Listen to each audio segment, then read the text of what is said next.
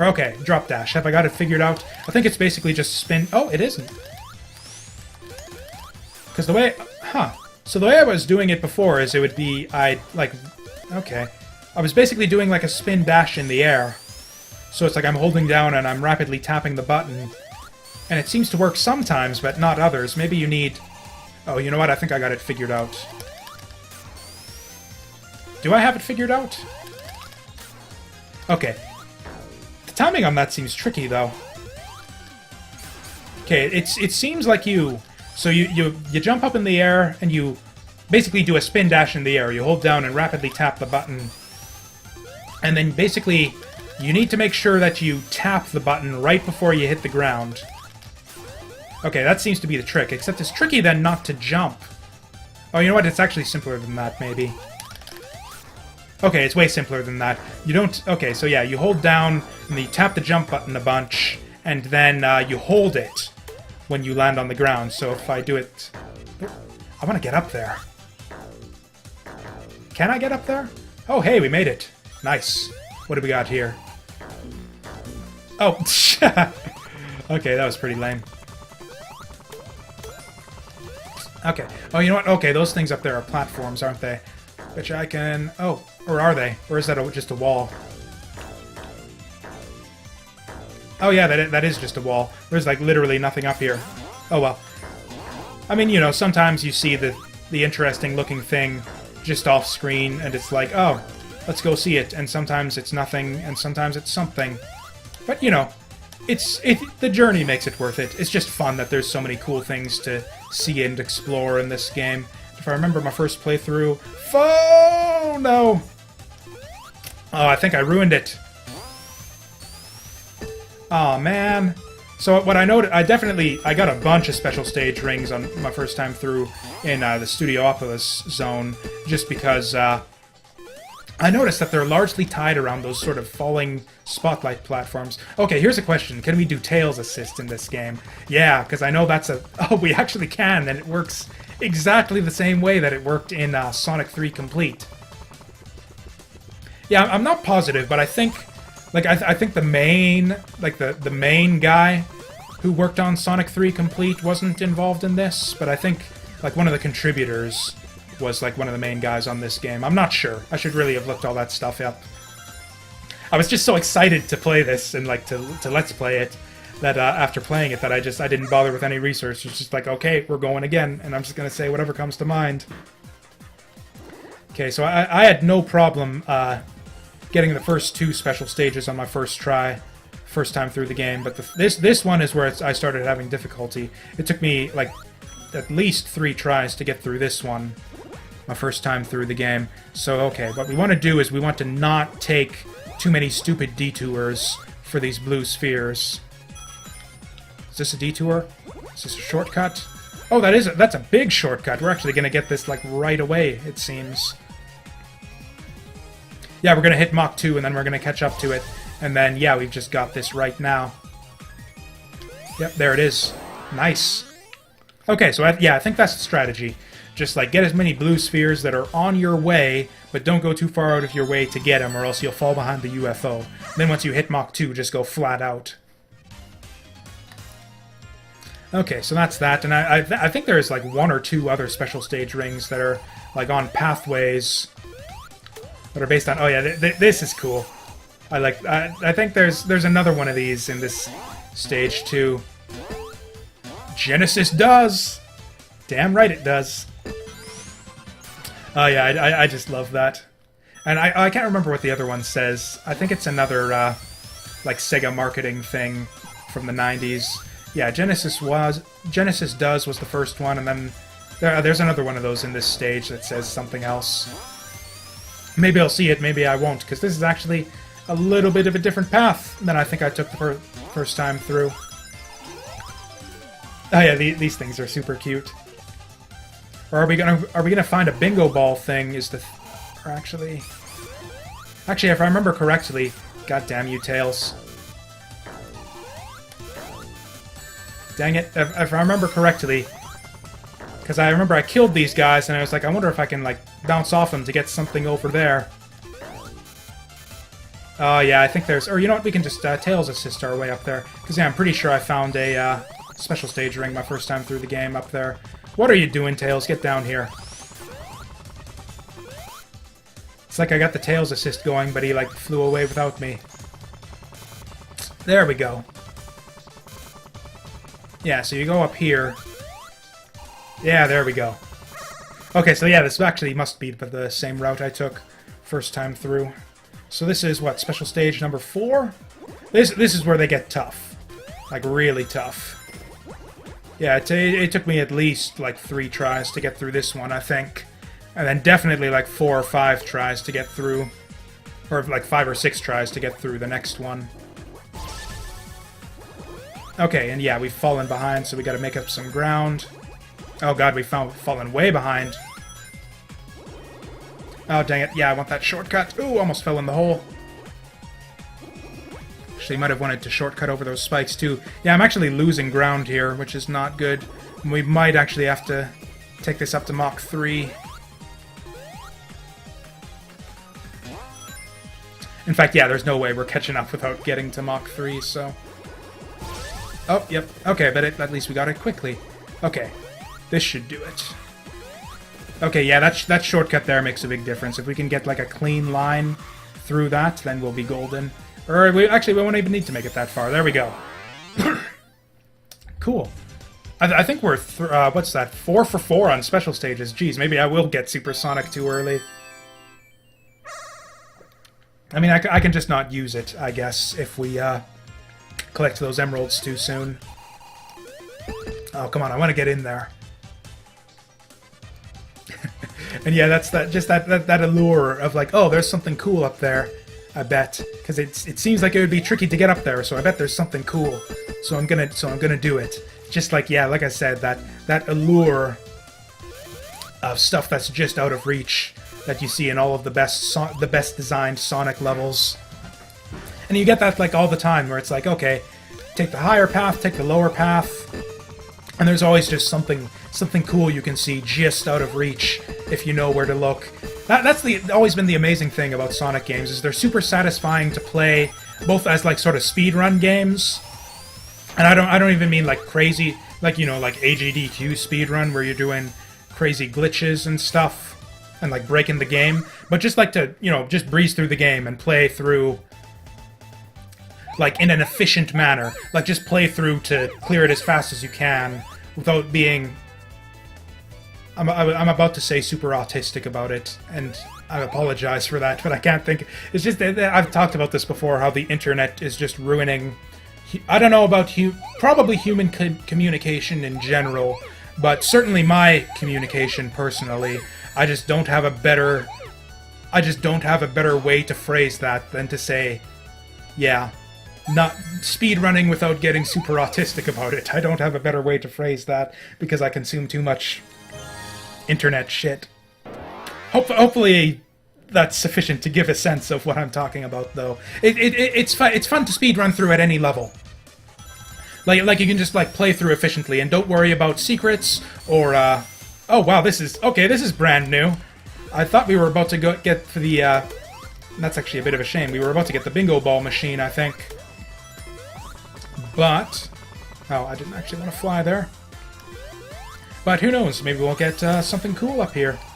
That looks like something back there, but okay. We'll see what this is about. Looks like a fat lot of nothing, though. Oh yeah, these tubes are super cool.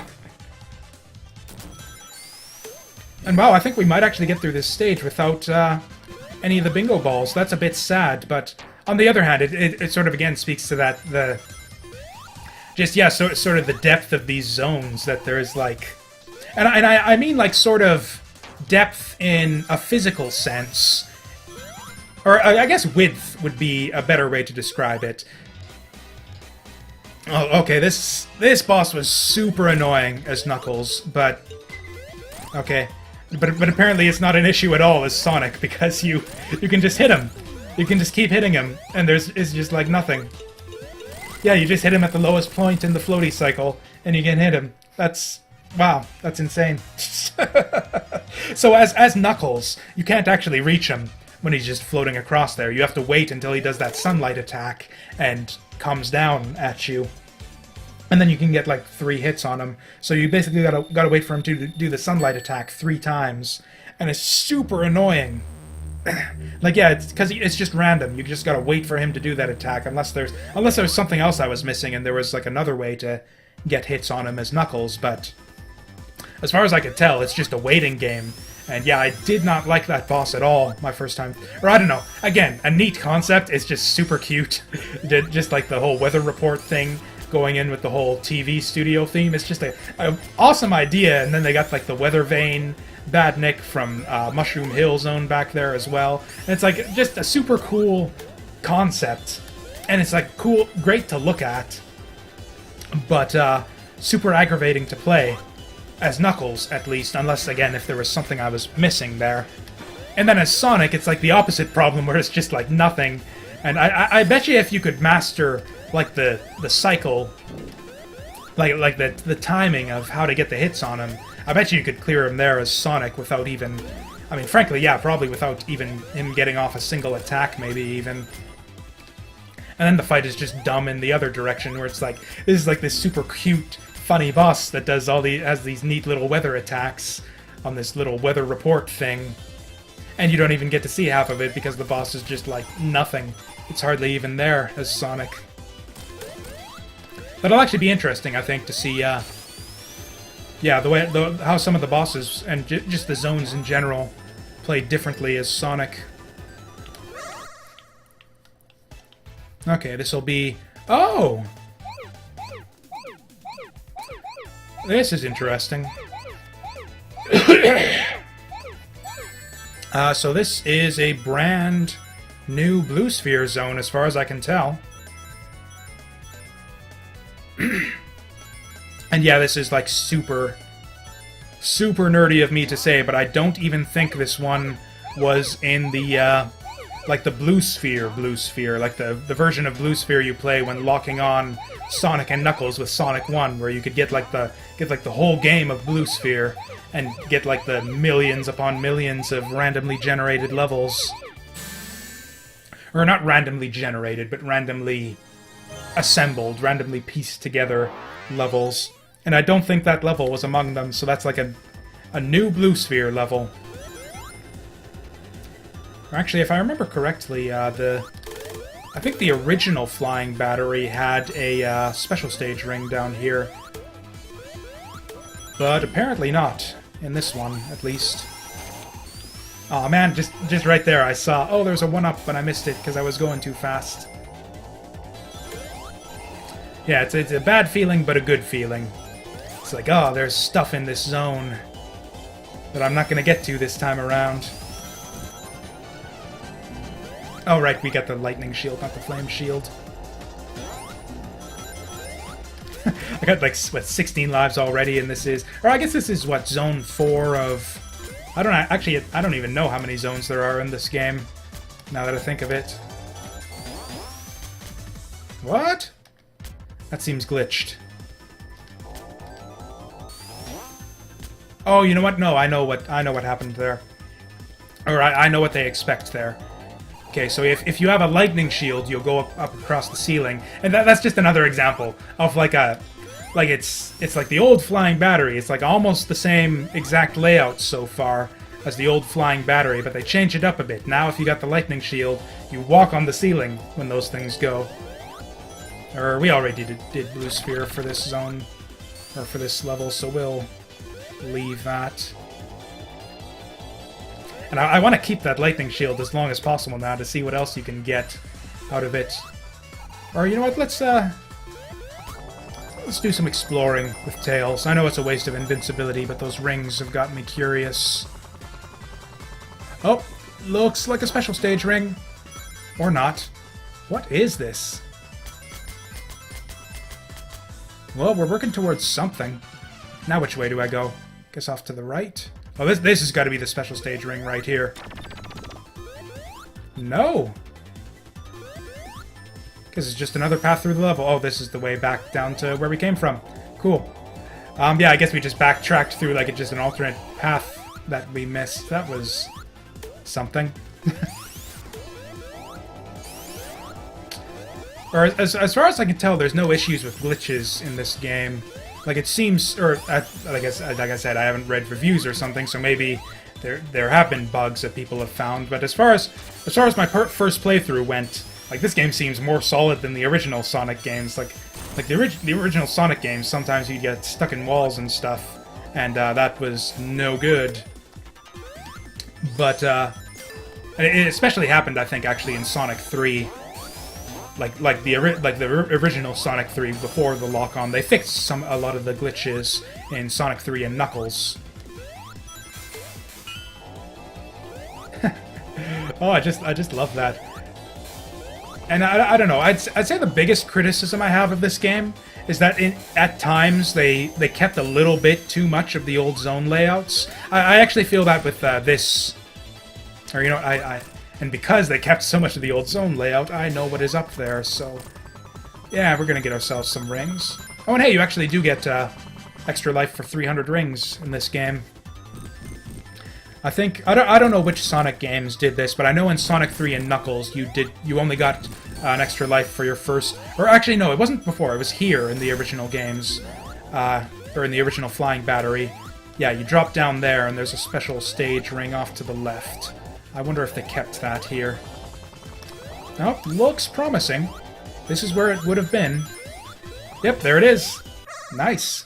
So hey, my encyclopedic knowledge of Sonic Zone layouts paid off a little bit.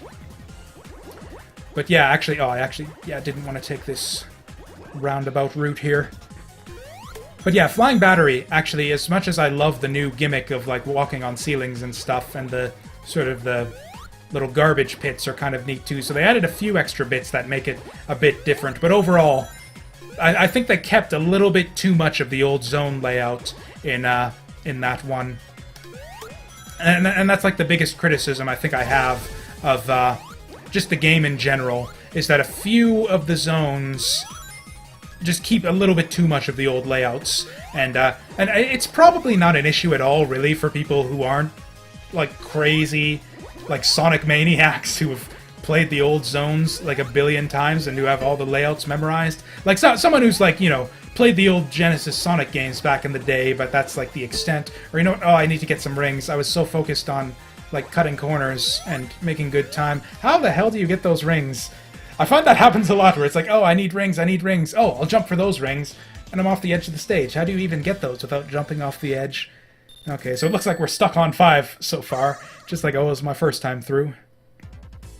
I'm focusing a little bit too much, I think, on trying to catch up to the UFO and not enough on ring collecting. No, actually, a few of the zones, or a few of the acts, have a little bit too much of the old layouts in them. I feel like this... Yeah, Flying Battery Act 1 was like that, and Hydrocity later on is another one that I think has way too much of the old zone layout in it.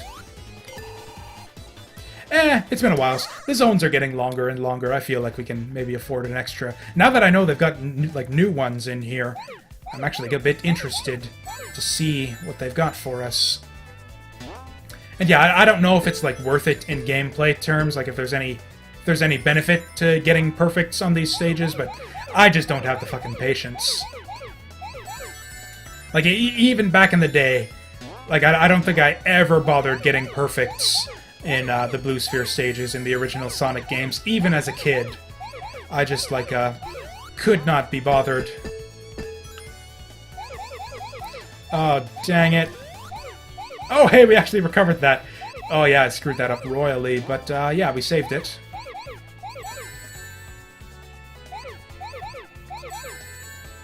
But, yeah, Blue Sphere, I don't know, it kind of wears out its welcome after a while. That's actually my least favorite thing of, like, in some ways, it's kind of the most interesting special stage out of the, like, the different Emerald bonus stages in the Sonic games. But on the other hand, it's also the most time-consuming. Like, I'll sometimes go for the Emeralds in a Sonic 1 replay just because it doesn't take much effort. The zones are relatively quick. I'll very rarely do it in Sonic 2. But I'll basically never do it in Sonic 3 and Knuckles. It just adds so much time to a playthrough of that game. Actually, I wonder if I could do a Tails assist to, Oh, yep, we can do it. I don't know if we want to. It seems a bit risky. Yeah. Actually, so as Knuckles, it took a while before you could... So it seems like this is nonsense, but yeah, eventually you can see the garbage is... Ah, dang it! I was gonna get a huge ring bonus for that level, too. I'm the person who cares, the sort of person who cares about that sort of thing in principle. Because, you know, the Sonic games, it's so easy to get through. They're so just, like, accessible the way the damage system works. You just always collect that one ring, and you're fine. And I actually don't mind that, because, you know, you can choose not to play it that way if you want. You can try to get that big ring bonus at the end of the act and try to play through without getting hit. And it's fun that way. It's actually especially fun that way for me, I find. It's just, I don't know, it's really satisfying to get, like, those, whatever, those, like, 30,000 extra points that you get. Alright. I don't know how I feel about this drop dash. Because I'm doing it by accident sometimes when I don't want to. And I feel like it's not really adding much.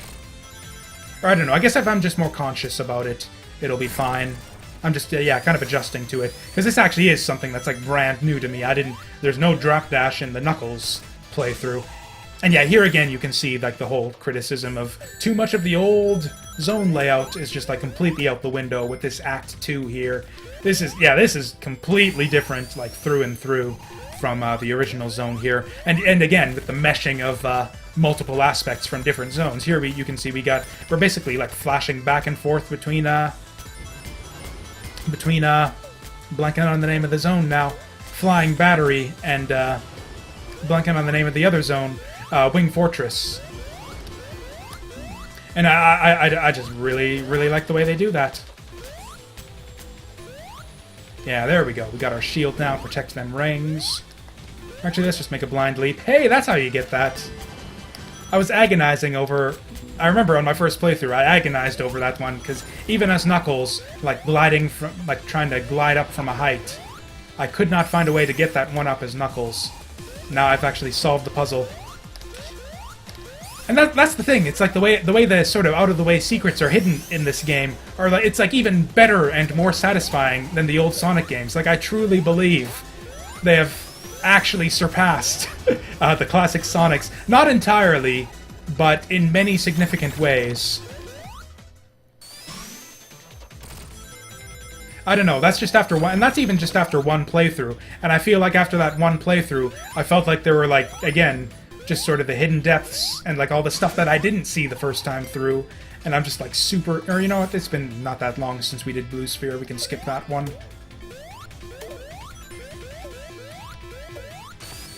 But, yeah, I'm, like, crazy enthusiastic about this game right now. Just, they absolutely nailed, like, just the design approach, I think, to, like, the classic Sonic zones. You got that, that width where there's, like, so many different ways to go through the zones, and it's like, you can do it differently every time and be finding cool new things on every playthrough, and it's just glorious. And now I want to get up there. Whoa! Did Tails clear this one for me, or is it just empty? Okay. Or let's do it. Okay. I felt like I deserved to get blown up by that one there, but whatever.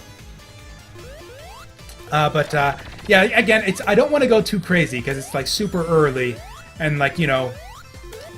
Like, I don't like to pass judgment too quickly on games. Certainly when it's a game that I don't enjoy the first time around, but especially when it's a game that I am crazy about the first time through. Like, I felt that way about Freedom Planet, where the first time I played through it, I was like, this is freaking amazing. This might be my favorite 2D platformer of all time.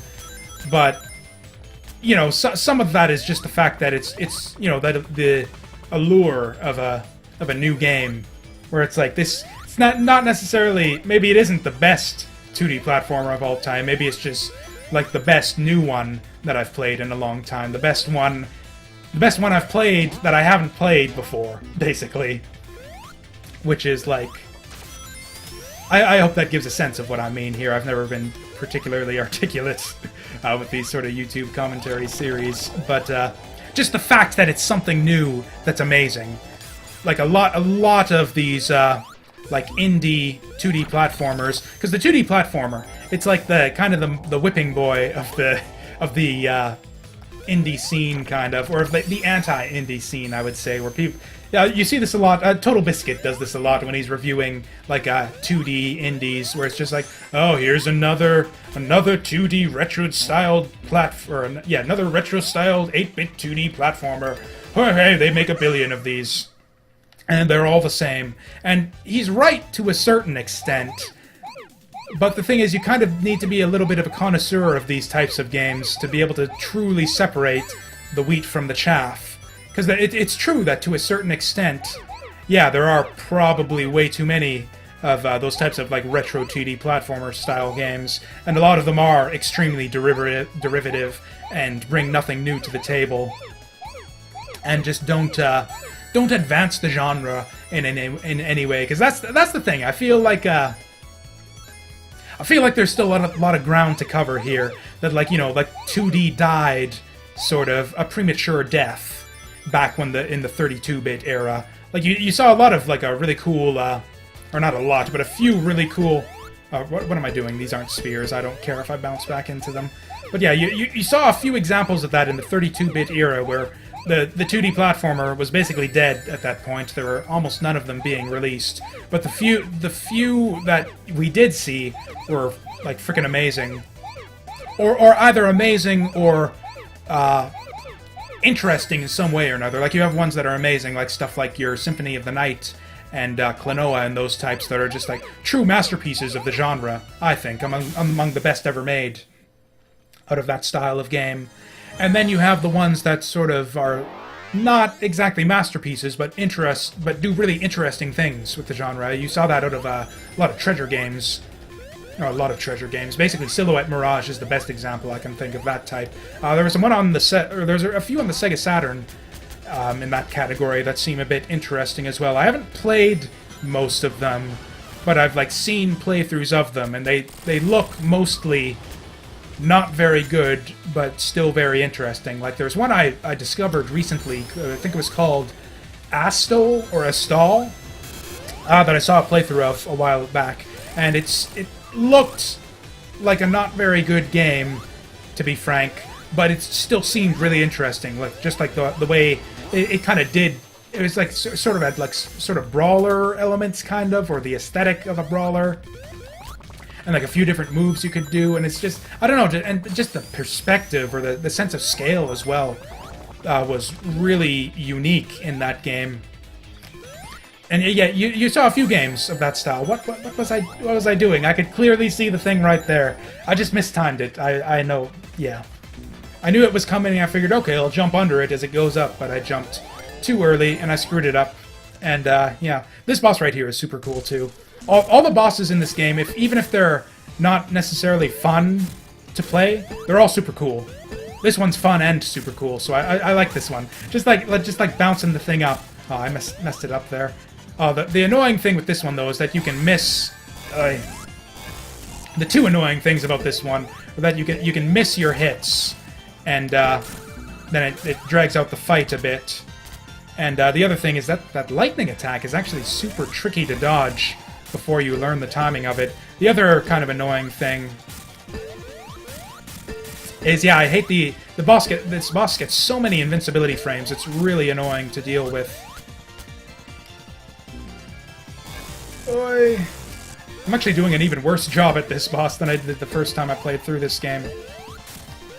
Oh, like right there, that looks like it should have been a hit directly into the spikes. I should just not even try to get like just regular bounces into the spikes. I mean, I might as well do it here since there's no... See, like, yeah, right there, it feels like I should be getting hits on him, but he's just invincible until... Right when he... Oh, I'm bouncing it the wrong way here. Feels like I should be getting extra hits on him. Yeah. Or, you know what? Okay, bounce it over this way. Do it like that and like that. And if you time it right, yeah, you can get 2 or even 3 hits on every one of those poles if you time it well. Actually, it looks like he can't hurt you while you're inside him. Or I don't know if it's just his invincibility frames that do that, or... Okay, I think one more hit. Yeah, that'll do it. I actually did way worse at that boss than I did my first time through. Oh well. It's a fun one, though. I feel like that's one that I could learn to do well at. It's just, again, the implementation isn't awful. It's just, I don't like the way they'd handled the iframes there. I wish there were an indicator of some kind to let you know when the boss is. Oh yeah, no zone transition here, which I don't normally care about that kind of thing. Like, I'm talking about like the little interstitial scenes that you get where it like shows you how Sonic gets from one zone to the next. Like you know how in the original Flying Battery you saw how he jumps out the side of the plane there, and then he lands in the Sandopolis zone. That's just like a cool little thing to, you know, create a sense of progress and show how you get from one zone to another. And for most of the zones, this game does that, and it does it really well. But for some reason, it doesn't in that transition, and I don't know why. It would not have been... And they could have just done the same thing as they did for Sandopolis, too. They could have just shown him jumping off the side and landing down in Press Gardens, which is a weird name for a zone, I think. I don't know, just when I hear it, I think it's like, oh, this is the Press Gardens. This is like... This is, you know, where the media goes to drink beers or something. I don't know.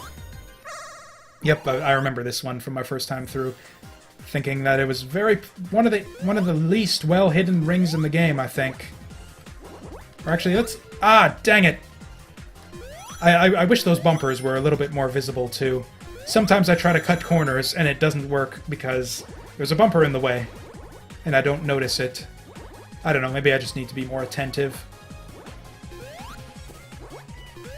Yep, I'm really losing ground here. So, okay, if I'm going to lose ground, then I should at least get them rings. Oh, you know what? Okay, the left path there is the shortcut. That's the way I'm screwing this up. Or I died trying to get those rings last time, didn't I? I feel like I jumped off the edge there, but that time I saw a bumper. Okay, we need to pick up the pace here. At this point, though, this is kind of the point where, like I said, if you let it get away from you too far, it's really difficult to catch up. Like, we're gonna have to work hard for this one at this point. Actually, let's get ourselves some rings. Okay, let's lose ourselves some rings. That'll go over really well. Okay, and we want to go left. I think it's at this turn right here. Oh, actually, yeah, get ourselves some rings there. Oh, and hey, some more rings up here. Oh, and go for this one. Oh, I think the arrow there is just an automatic upgrade to the next speed level. That would have been huge if we could have hit Mach 3 there. And yeah, you can see the thing's getting farther and farther away from us, actually. Okay, now we really got to pick up the pace. I think I just got to basically just ignore... Or we won't entirely ignore the rings. I'll get some of them. But, oh, yeah, that's the point where I jumped off last time. Okay, but yeah, we really got to be cutting corners here. Taking the short path through. Okay, I think we're gaining a little bit of ground here. I don't know if it's going to be enough. I don't know if we can... Okay, yeah, I think we just lost all of our ground there. That's the thing, is you have to work so hard to gain ground here. You have to, like, cut every corner and, like, be making, like, a super efficient racing line everywhere to catch up to it. And then the instant you make a mistake, you just lose all of it. It's like you have to be, like, hyper-precise to gain, like, a little bit of extra ground on it. And then the instant you make a mistake, it's all for nothing. Yeah, we're gonna lose this. Yep, this is, yeah, still gonna take me a bunch of tries, even the second time through.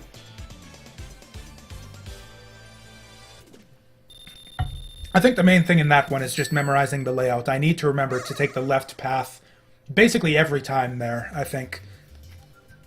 Because yeah, the right path is just one of those detours that just isn't worth it.